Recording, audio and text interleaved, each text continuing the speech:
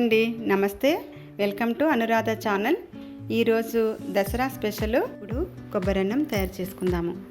1 cup rice, 1 cup కొబ్బరి తురుము, 1 cooker తీసుకుని రైస్ని కుక్కర్లోకి యాడ్ చేసుకోవాలి.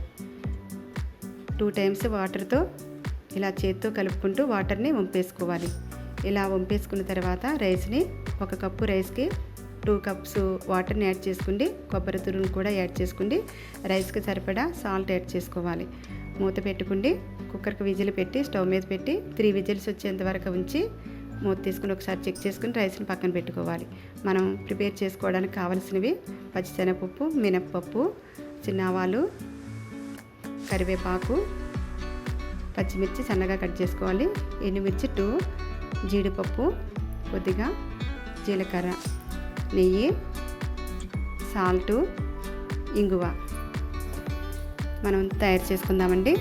స్టవ్ వెలిగించుకొని కళాయిలో కొద్దిగా 1 స్పూన్ నెయ్యి యాడ్ చేసుకోండి. వేడెక్కిన తర్వాత పచ్చిశనగపప్పు 1 స్పూను, మినప్పప్పు 1 స్పూను, చిన్న ఆవాలు 1/2 స్పూను, జీలకర్ర 1/2 స్పూను జీడిపప్పు వేసుకోండి. ఇలా గరిటెతో కలుపుకోవాలి. లైట్గా వేగిన తర్వాత ఎండుమిర్చిని చిన్న ముక్కల కింద కట్ చేసుకుని యాడ్ చేసుకోవాలి. పచ్చిమిర్చి కూడా వేసుకోవాలి. కరివేపాకు కూడా యాడ్ చేసుకుందాం. ఇలా వేగిన తర్వాత కొద్దిగా చిటికెడు ఇంగువని యాడ్ చేసుకుందాము. మొత్తం కలిసేలాగా కలిపేసుకోండి. మనం ముందుగా ప్రిపేర్ చేసుకున్న రైస్ని ఇలా గరిటెతో స్మాష్ చేసుకోవాలి మెత్తగాను. కొంచెం గట్టిగా ఉందంటే వాటర్ని యాడ్ చేసుకోండి. కొద్ది వేడి మీద మళ్ళీ వేడెక్కుతుంది కదా, కొంచెం గట్టి పడుతుంది. అందుకోసం కొంచెం వాటర్ని ముందుగానే యాడ్ చేసుకోండి. రైస్ కొంచెం గట్టి పడుతుంది కదా, అందుకని ముందుగా కొద్ది వాటర్ని యాడ్ చేసుకుని కలుపుకున్న తర్వాత వేసుకుంటుంది. కళాయిలో రెడీ అయిపోయిందండి కొబ్బరి అన్నం.